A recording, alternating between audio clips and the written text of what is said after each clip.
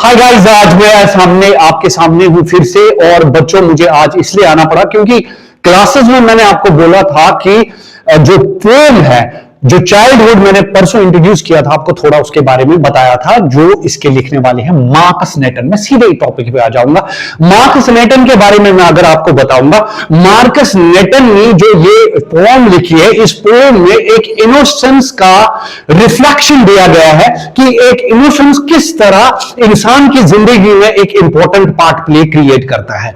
तो मार्कस नेटन के बारे में अगर मैं दोस्तों आपको बताऊंगा, मार्कस नेटन जो था वो सिंपली नॉर्वेनियन था, यानी नॉर्वे का रहने वाला था। और मैंने आपको बताया कि उसके बारे में अगर आपको मैं बता दूं, उसने बहुत सारी पोएम्स भी लिखी हुई है। और मुझे लग रहा है कि इफ इंपीरिकली मैं ऑब्जर्व कर रहा हूं कि उसकी जो सबसे one of the best poems जो है वो है, अगर मैं आपको बताऊं, चाइल्डहुड। और वो चाइल्डहुड में आपको रिफ्लेक्ट करूंगा कि उस चाइल्डहुड में अब क्या बताया जाता है, कौन कौन सी ऐसी चीजें हैं जो चाइल्डहुड के लिए बहुत इंपॉर्टेंट है। दोस्तों, मैं आपको बताने जा रहा हूं आज चाइल्डहुड जहां तक है, चाइल्डहुड में पहली बात है, पोएम जो राइटर है वो ये बताता है कि अगर कहीं पे बच्चा जो होता है, इस बच्चे के इनोसेंस को जब हम देखते हैं तो वो जब तक वो छोटा होता तब तक वो बड़ा इनोसेंट होता है, और जब वो बड़ा हो जाता है तो उसके जो साइंस ऑफ इनोसेंस होते हैं, वो इनोसेंस जो होते हैं वो गायब हो जाते हैं। तो पहले स्टेंजा में अगर मैं आपको बता दूं, मैं आपको हिंदी में बिल्कुल उर्दू में आपको समझा दूंगा इस पोएम में क्या क्या है। पहला है कि पॉइंट है, मार्कस नेटन बोलता है कि व्हेन और वेयर उसने यूज किया है। व्हेन और वेयर वो बताता है कि मेरा जो इनोसेंट, जब मैं 11 क्रॉस कर गया, वो ज्योग्राफी, कोई भी ज्योग्राफी ऐसी नहीं है जो मुझे बताती है कि मैं कहां चला गया और किसके ऊपर कहां पे मैं रिफ्लेक्ट करता हूं। वो बताता है कि मेरी इनोसेंस तभी खत्म हुई थी क्या अपने आप से, कि जब मैं 11 क्रॉस कर गया। जब मैंने 11 क्रॉस कर दिया, यानी 11 साल की एज मैंने क्रॉस की, क्या वो मेरी इनोसेंस खत्म हुई थी।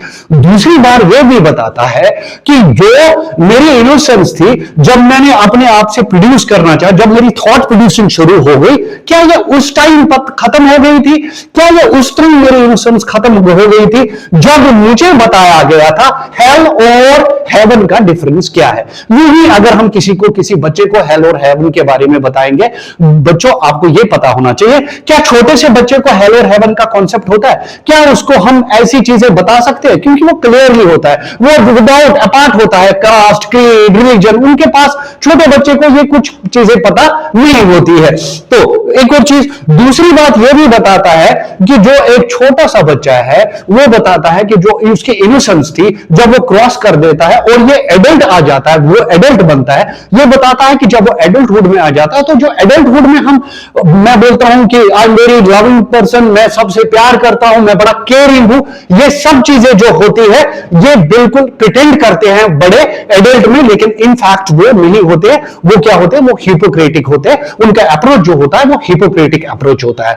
और फिर लास्ट स्टेंजा में ये भी बताया उसने कि मैं कहां चला गया और मैं वो जगह भूल गया हूं कि जहां पे ये चीजें, ये जो मेरी इनोसेंस है, मैं वो जगह भूल गया हूं कि वो इनोसेंस कहां चली गई। लेकिन उसको साथ में ये भी फिर से दर्शाता है, फिर से डिपिक्ट करता है कि जो छोटा बच्चा होता है, शायद मेरी इनोसेंस जो है वो छोटे बच्चे में है, क्योंकि बच्चा ही जब तक वो छोटा बच्चा होता है तब तक वो इनोसेंट होता है, और जब उसकी वो क्रॉस होती है, वो बैरियर क्रॉस होता है, तो वो क्या बनता है, ऑब्वियसली वो क्या बनता है, वो एडल्ट में आ जाता है, और एडल्ट में वो दुनिया के रंगों में आ जाता है, और उसका जो इनोसेंस होता है वो खत्म हो जाता है। तो इस पॉइंट में इसने अपने मार्कस नेटन ने अपना ये एक रिफ्लेक्शन बताया था, अपना एक ओपिनियन बताया था इस पोएम के जरिए। अब मैं कुछ आपको बताऊंगा, जैसे मैंने आपको बताया पोएटिक डिवाइसेस भी हैं, जो पोएटिक डिवाइसेस है वो कौन कौन से इसमें यूज किए गए हैं, मैं आपको अच्छे से बच्चे बताऊंगा। पहली बात है कि इसमें हमने मेटाफर भी यूज किया है। अगर आपको पता चलेगा मेटाफर होता क्या है, जिसको हम बोलते हैं डायरेक्ट कंपैरिजन, किसी को डायरेक्टली कंपेयर करना, तो इसलिए वो बात भी बताई, इसमें मेटाफर भी है पोएटिक डिवाइस। अगर हम दूसरा पोएटिक डिवाइस बताएंगे तो हम एलिट्रेशन भी, एलिट्रेशन जिसको बोलते हैं एलिट्रेशन भी इसमें हमने यूज किया है बच्चों। तो ये आपको याद करना है एलिट्रेशन, जैसे मैंने आपको क्लासेस में भी बोला एलिट्रेशन क्या होता है। इसमें एक और चीज भी हमने यूज की है, एंथिसिस। एंथिसिस क्या होता है ये भी बच्चों आप ऑपोजिट में यूज करना। जैसे हमने हेलो हेवन यहां पे यूज किए हैं, वो भी आपको मैं बता दूंगा एलिट्रेशन में। एलिट्रेशन भी मैंने आपको बताया, और भी बहुत सारी चीजें इसमें हमने रेफरेन भी यूज किया है। रेफरेन अगर आपको ये भी बताया, ये भी मैंने आपको, ये सारे मेटाफर होता है डायरेक्टली अपोजिट डायरेक्शंस, और कुछ मैंने जैसे आपको बताया अभी इसमें से अलिट्रेशन के बारे में कुछ ऐसे बातें बताई जो शुरू होती है कॉन्सोनेंट वॉइस से और करे कॉन्टिन्यूसली जो कॉन्सोनेंट वॉइस चलती है उन चीजों को। तो इन चीजों से ये जो स्कीम्स, जो पोएटिक डिवाइसेस हमने यूज की है, ये हमने चाइल्डहुड में यूज की है। अगर आपको बच्चों कोई बताता है कि चाइल्डहुड में अब हमें मॉरल क्या निकला इस पोएम को सुनने से, हमारा मॉरल क्या है, वो तो बड़ा आसान सा मॉरल है इसमें। यानी यही, जो जब तक छोटा बच्चा होता है वो इनोसेंट होता है, जब वो एडल्ट में आ जाता है तो उसकी दुनियादारी खत्म हो जाती है, यानी वो अपने रंग में आ जाता है और वो बोलता है, वो प्रिटेंड करता है मैं बड़ा सिंसियर हूं, मैं हिपोक्रेटिक नहीं हूं, तो लेकिन बाय वन वे और अदर वे वो हिपोक्रेसी उसमें आ जाती है। तो उम्मीद है दोस्तों आपको ये पोएम जो है समझ आई होगी, बच्चों समझ आई होगी। ये जेके बोर्ड सीबीएसई दोनों के लिए मैंने बनाई है। अगर ये आपको समझ आई है तो एज यूजुअल ज्यादा से ज्यादा शेयर करिए, लाइक कमेंट, और मुझे कमेंट बॉक्स में कमेंट भी करिए, और ज्यादा से ज्यादा जितना हो सके आप लोग सब्सक्राइब भी करके, ताकि किसी को फायदा भी हो जाए। Thank you so much.